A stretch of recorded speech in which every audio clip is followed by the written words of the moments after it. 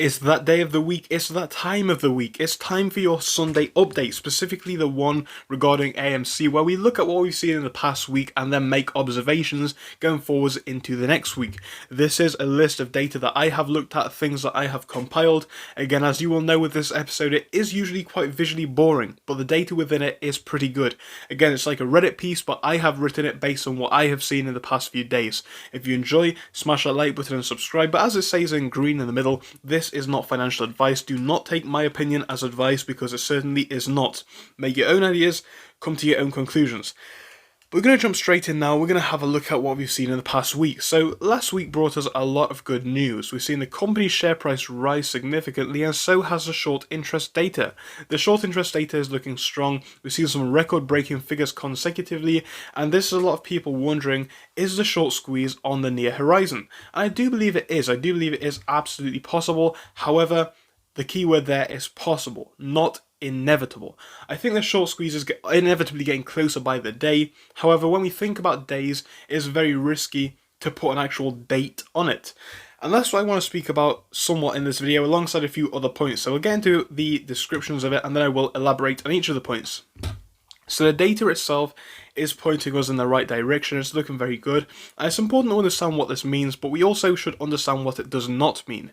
I.e., we know it means some good stuff for us. It shows that inevitably we are in a strong place. However, we need to understand what it necessarily does not mean. So whilst the past week has been full of good news, understand it doesn't necessarily mean that the MOAS is imminent, as in tomorrow, Monday, or some point in the very near few days. I do believe it is imminent in the next few weeks, months. I do believe that as my personal view. Of course, they could bring it out for longer than that, but who knows? I think things are getting increasingly tight, but as you will see, we made a video earlier today speaking about how close the MOAS was, how imminent it could be. In this one, of course, I want to give you guys a little bit of an opposing view, because that is the whole intention of this channel. Yes, we can look at some things, and yes, we can look at other things. It is very important that we have a wide scale of views and opinions when making our mind up about AMC, and that's what I hope to provide to you guys on the channel. So yeah, it does mean that the data is looking great. It does mean that the MOAS is certainly getting closer and more likely. However, it also does mean that the MOAS is not necessarily guaranteed to happen Monday, Tuesday, or any point in the next week, so be completely aware of that. So at this point, as we know, it's all about mental tactics. Obviously, the price is something which people are not too bothered about as far as numbers are concerned, but numbers in their account and what that means is a bigger deal if you ask me. But the fundamentals, if anything changes, not many people are going to be interested and sell subsequently. So again, mental tactics is what we have. The data looks great, people are anticipating another run-up. What a perfect time to drop it. I think this one's self-explanatory. And again, whilst I think it is possible that we could continue to go up, understand that they could definitely do this to scare people. If everyone's anticipating this big rally up, as many people are, it's a perfect time to drop it because it is going to catch people unaware. So I think that is something that they could do. I think whilst it may be an unlikely scenario, again, I do hope it does not happen, but whilst it may be the case, we should prepare for it just in case, because it never hurts to be aware of all of the possible scenarios. So the next point, while things are still looking great, going forwards it's important to understand the extreme growth is not guaranteed this week. They would love nothing more than to trick you, and don't forget that. Again, that's going back to the earlier point. Yeah, it's all about tricks right now. Remember that, acknowledge that, and you should be fine. So look, right, optimism is great. And I am with the data. I think it looks great. The data is great. However, it's important to understand that they are going to try and get us to sell. And how are they going to do that?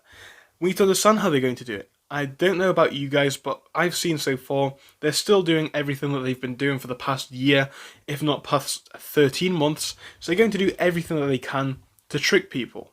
Understand that. And that's why I believe whilst the MOAS could be happening soon, they're probably not going to give up without a fight, and that could include bringing the price down.